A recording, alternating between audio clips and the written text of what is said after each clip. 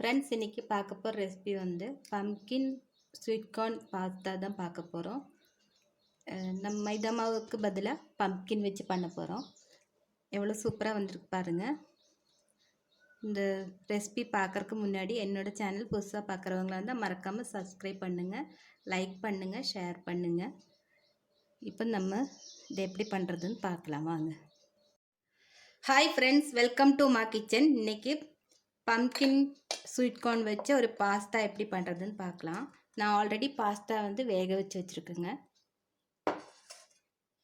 Sweet corn எடுத்துருக்கேன். இது வந்து நல்லா வேக வச்சு வச்சுட்டேன். இதுவும் வெந்திருக்கு. பம்கினும் வெந்திருக்குங்க. ஒரு அரை கப்பு எடுத்துருக்குறேன் பம்கின். மில்க் வந்து ஒரு 3/4 கப்பு. பெப்பர் தூள் நம்மளுக்கு காரத்தை அந்த மாதிரி ஒயிட் பெப்பர் எடுத்துருக்குங்க. கொஞ்சம் சில்லி ஃப்ளேக்ஸு ஒரு அரை டீஸ்பூன் போட்டுடலாம். அப்புறம் இது வந்து பாஸ்தா சீசனிங் வந்து ஒரு பிஞ்சு போட்டால் போதும். உப்பு தேவையான அளவு. இதில் தான் தேவையான பொருள். பட்டர் ஒரு 1.5 டீஸ்பூன். இதை எப்படி பண்ணுறதுன்னு பார்க்கலாம் வாங்க ஃப்ரெண்ட்ஸ். இப்போ இது பட்டர் போட்டுடலாம் 1.5 டீஸ்பூனு. பேன் சூடாக இருந்தது, அதனால் லைட்டாக மெல்ட் ஆகட்டும் பட்ரு.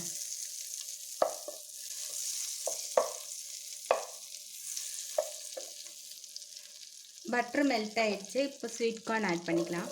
லைட்டாக வணக்கி விட்டுடலாம்.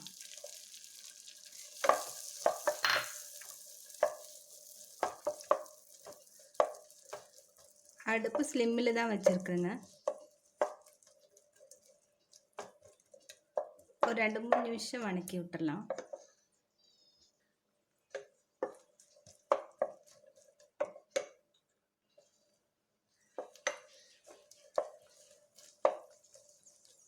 இது நல்லா சாஃப்டாக வர வரைக்கும் வணக்கி விட்டுடலாம்.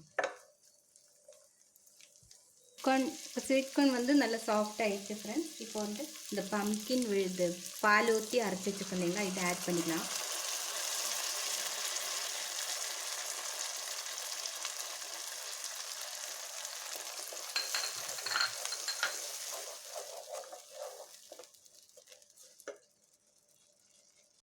இப்போ இதில் வந்து பால் ஊற்றிக்கலாம். நம்மளுக்கு எவ்வளோ திக்னஸ் வேணுமோ அந்த கன்சிஸ்டன்சிக்கு ஆட் பண்ணிக்கலாம்.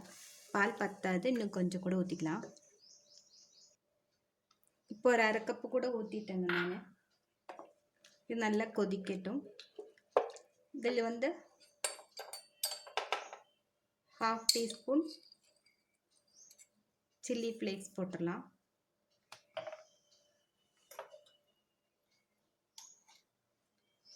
ஒயிட் பெப்பர் தூள் ஒரு 1/2 டீஸ்பூன் போட்டிருக்கேங்க. ஏன்னா இது கொஞ்சம் காரமாக இருந்தால் தான் பெரிய பசங்களாம் சாப்பிடுவாங்க. சின்ன பசங்களுக்காக இருந்தால் கம்மி பண்ணிக்கோங்க காரமெல்லாம். இப்போ நல்லா கொதிக்கிட்டு கொஞ்சோண்டு சால்ட்டு போட்டுடலாம். ஒரு பிஞ்சு அளவுக்கு இந்த பாஸ்தா சீசனிங் போட்டுடலாம். நிறைய போடாதீங்க, சாப்பிட முடியாது. இப்போ இதுலேயே சால்ட்டு போட்டுடலாம். இது கொதிக்க ஆரம்பிச்சிச்சு. நம்மளுக்கு தேவையான அளவு பாஸ்தா இதில் ஆட் பண்ணிக்கலாம்.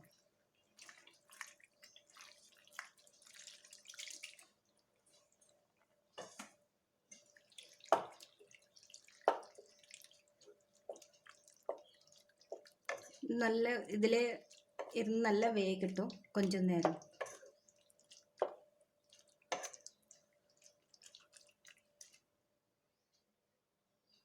ஒரு 5 நிமிஷம் பாயில் ஆகட்டும்.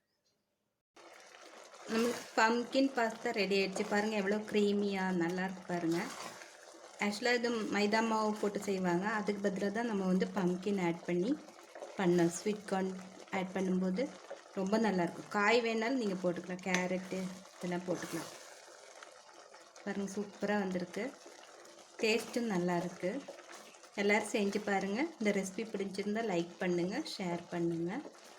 இந்த வீடியோ பார்த்ததுக்கு ரொம்ப ரொம்ப தேங்க்ஸ்.